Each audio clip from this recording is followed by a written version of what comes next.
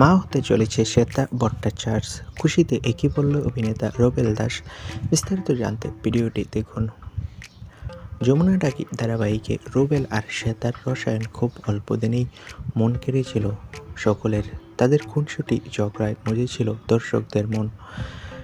যমুনা ডাকি ধারাবাহিকের মাধ্যমেই প্রথমবার ছোট পর্দায় জুটি বাঁধেন অভিনেতা রুবেল দাস আর অভিনেত্রী শ্বেতা ভট্টাচার্য। যদিও এটা তাদের প্রথম সিরিয়াল ছিল না, এর আগে অনেকগুলো সিরিয়াল করেছিল। তাদের বিয়ের বয়স হয়েছে বেশি দিন হয়নি, অনেক ঝড়ঝাপটা পেরিয়ে কাছাকাছি রুবেল ও শ্বেতা। তবে এবার সুখবর সামনে এলো, শ্বেতা নাকি খুব শীঘ্রই মা হতে চলেছে আর বাবা হবে রুবেল দাস। রুবেল দাস খবরটি শুনে ভীষণ খুশি, বলেন যে এটা জীবনের অন্যরকম পাওয়া।